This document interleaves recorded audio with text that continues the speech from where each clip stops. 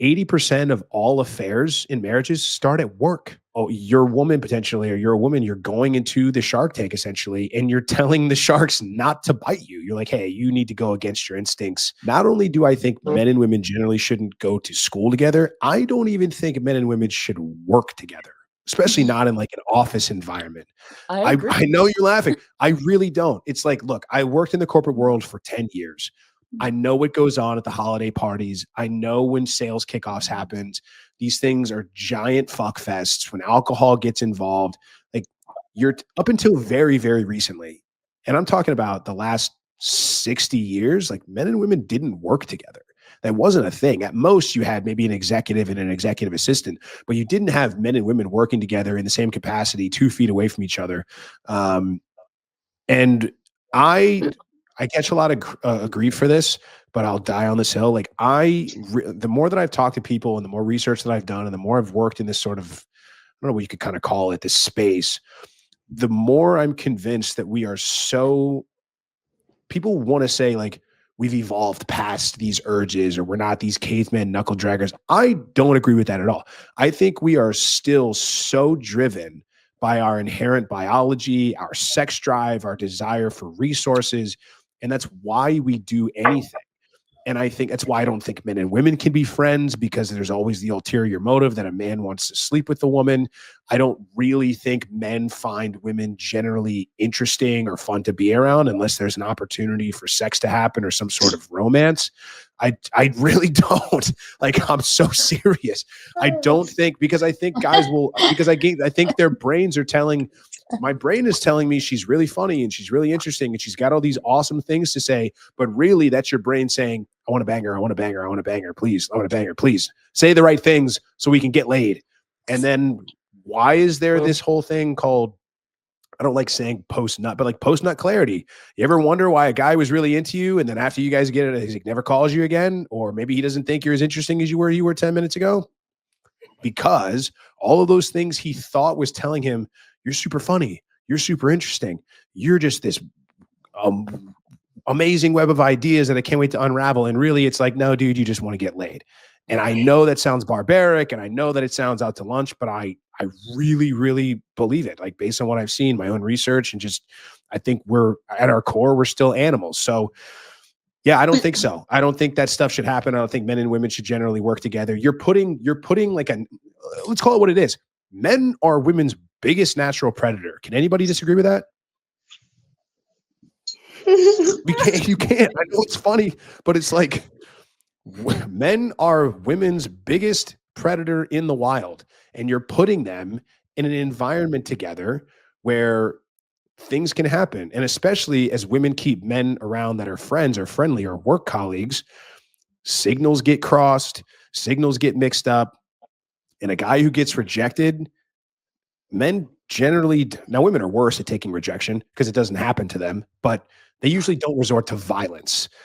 A rejected man can be a very dangerous creature. And so when it's under this guise of we work together, we're just friends, like, oh, I'm not going to ever give you the time of day, like Hector in HR or like Bob in sales, like with your big fat gut and your spectacles and like your sweaty whatever, it's never going to happen. And those guys can be dangerous. So I don't believe that you should go to the zoo and climb into the lion's den if that is the best way I could sum it up. I definitely think efficiencies would go way up if, Oh yeah. Productivity would go through the roof. Yeah. I'm for it. Larissa. All right, Casey first. Larissa's probably still marinating. Casey, go ahead. It'll be really quick. I went to all girls school. I think it's a great thing. It was very productive and it built my self-confidence up a lot.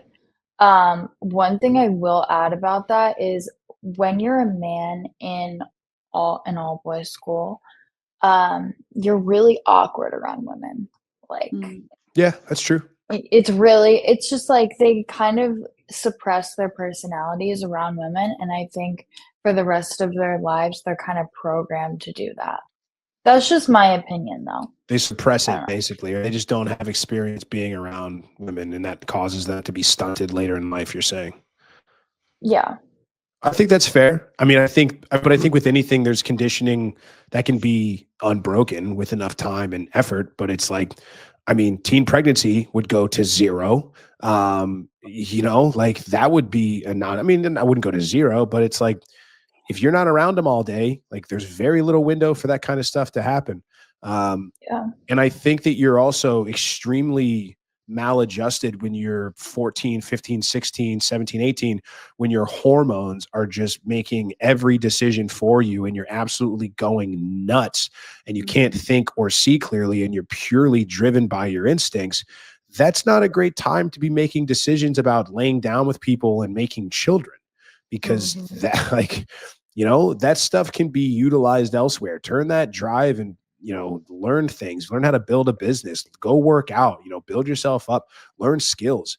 And I know it's easier said than done because our sex, like there's nothing that can replace, if you want to have sex, like going to the gym is not going to quench that thirst. If you guys know what I mean, I'm sure that you do.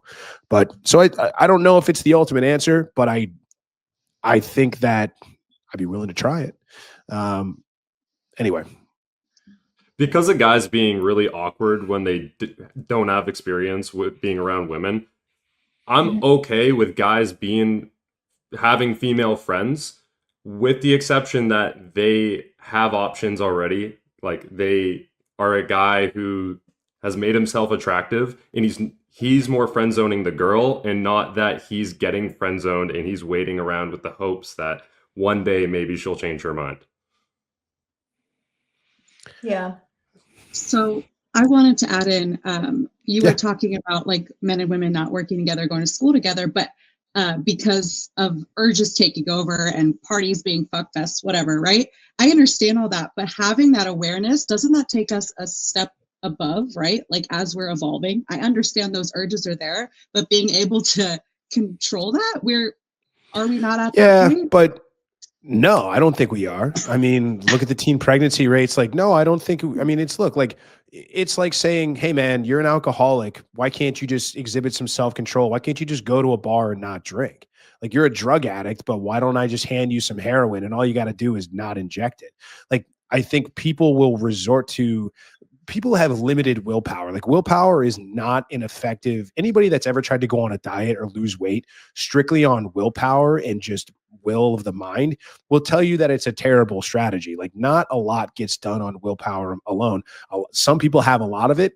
Some people have very little of it. So, and even when I tell guys and coach guys about like getting in shape or avoiding vices, you've got to put obstacles in your way of getting things that aren't good for you, and you have to get obstacles out of your way on your path to things that are good for you.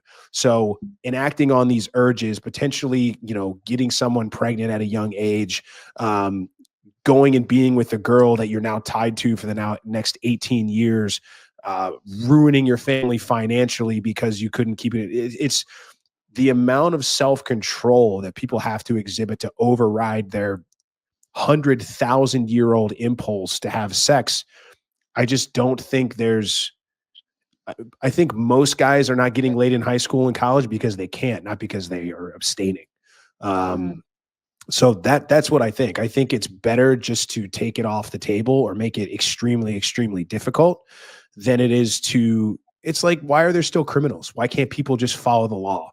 Right? Like, why can't we just do that? And guess what? If we just executed every violent criminal, I bet crime in the next 5 years would just disappear. We wouldn't have an issue with it. But because they're just slap on the wrists and we're not cleaning up their streets and we're letting people get whatever they're doing, and because we're turning a blind eye to it or we're not having harsh enough punishments, then where's the de-incentivization? So no, I think the average human being is extremely fickle and is extremely in need to be in touch with their instincts and are driven more by that than they are about their conscious willpower.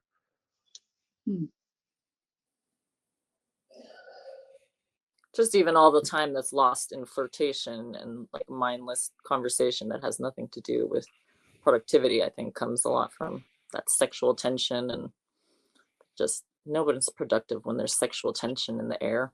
And it's something, I saw this the other day. It's like upwards of 80% of all affairs in marriages start at work. So that wouldn't be an issue anymore for the most part. You would cut the affair rate by 60%, or you would cut it by, 75% of, it would be down to 20% from 80. You know where I'm going with this, but that's what that boils down to too. It's like you're putting, your woman potentially, or you're a woman, you're going into the shark tank essentially, and you're telling the sharks not to bite you. You're like, hey, you need to go against your instincts. And I know that I'm this really delicious looking piece of meat, but you need to be a more adjusted, evolved shark and not eat me. That's basically what you're doing. And I just think because we're able to consciously understand this, I don't think that makes us any more well-adjusted or more evolved in a way. I think we just evolved differently. You mentioned You still got that look. I know there's something else really quick you want to say.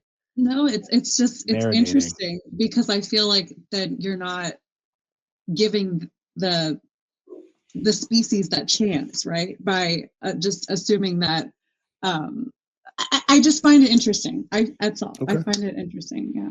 I just mean the statistics are there. Like, I mean, Right. that should be enough to give plenty of pause. It's like 80% of all affairs start at work. It's like, that's not we good. know Are why we that's for how it people? is, right? You know Why why is that? that's probably a thing, because you're around somebody all day. Majority of your day is spent 9 to 5 at a typical job, right? So you're around somebody. You find people more attractive, even somebody that you didn't before, because you're around them all the time. That's psychology. So of course, Right. So you exposure effect. remove them. Yeah. So you remove that. All right, guys, I really hope that you enjoyed that clip. If you want to check out the full-length podcast episode, you can find that right over here. Also, make sure you visit my website over here where you'll find my supplements, the opportunity to book me privately one-on-one for coaching, and most importantly, my new School of Unplugging, which you'll find on the courses tab. Newer to the channel, hit subscribe.